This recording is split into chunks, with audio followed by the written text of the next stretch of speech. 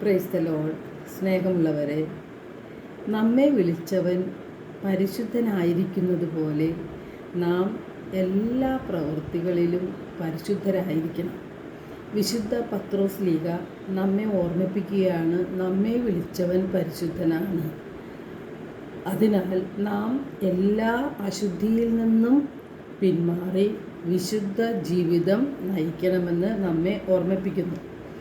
1 തെസ്സലോനിക്ക 4:3 തിരുവചനം പറയുന്നത്, നിങ്ങളുടെ വിശുദ്ധീകരണമാണ് ദൈവം അഭിലഷിക്കുന്നത്. അസന്മാർഗികതയിൽ നിന്നും നിങ്ങൾ ഒഴിഞ്ഞു മാറണം.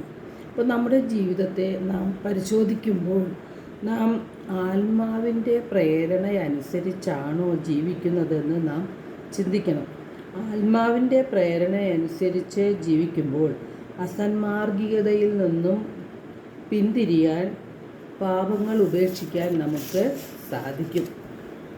വിശുദ്ധ മത്തായിയുടെ സുവിശേഷം 15:18 വായിൽ നിന്ന് വരുന്നത് ഹൃദയത്തിൽ നിന്നാണ് പുറപ്പെടുന്നത്, അത് മനുഷ്യനെ അശുദ്ധനാക്കുന്നു.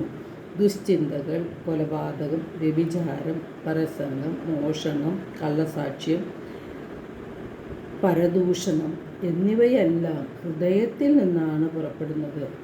അപ്പോൾ ഹൃദയത്തിൽ നിന്ന് പുറപ്പെടുന്നവ വായിൽ നിന്ന് പുറത്തു വരികയും അത് മനുഷ്യനെ അശുദ്ധനാക്കുകയും ചെയ്യുന്നു. അപ്പോൾ നാം ഹൃദയത്തെ വിശുദ്ധിയിൽ സൂക്ഷിക്കണം. നമ്മുടെ ഹൃദയത്തിൽ ദൈവത്തിൻ്റെ വചനങ്ങൾ സൂക്ഷിച്ചാൽ നമുക്ക് പാപങ്ങളിൽ നിന്ന് അകന്നിരിക്കാനായിട്ട് സാധിക്കും. ദൈവത്തിൻ്റെ വചനമനുസരിച്ച് നാം ജീവിക്കുമ്പോൾ പാപത്തെ ഉപേക്ഷിച്ച് വിശുദ്ധിയിലേക്ക് കടന്നു വരാനായിട്ട് നമുക്ക് സാധിക്കും. സങ്കീർത്തകൻ 119:11 പറയുന്നത്, അങ്ങേക്കെതിരെ പാപം ചെയ്യാതിരിക്കേണ്ടതിന് അങ്ങയുടെ വചനം ഞാൻ ഹൃദയത്തിൽ സൂക്ഷിച്ചിരിക്കുന്നു എന്നാണ്. ഹെബ്രായർ 12:14 വിശുദ്ധി കൂടാതെ ആർക്കും ദൈവത്തെ ദർശിക്കാൻ സാധിക്കുകയില്ല.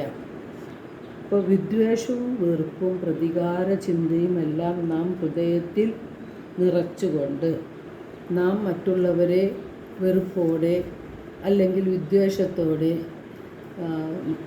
ആ ചിന്തയോടെ കാണുകയും പെരുമാറുകയും ചെയ്യുമ്പോൾ നാം അശുദ്ധരായി മാറുകയാണ്. നാം എത്ര പ്രാർത്ഥിച്ചിട്ടും നമുക്ക് ഫലം ലഭിക്കാതെ വരുന്നതിനൊരു കാരണം നമ്മുടെ ഹൃദയ വിശുദ്ധിയിൽ നിന്നല്ല നാം പ്രാർത്ഥിക്കുന്നത്.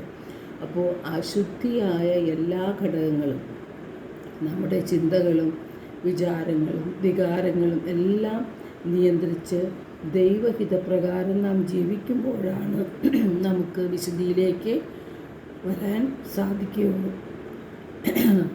ഈ കാര്യങ്ങൾ നമ്മുടെ മനസ്സിൽ നാം സൂക്ഷിക്കണം. എല്ലാവർക്കും ഒരു നല്ല ദിനം ആശംസിക്കുന്നു.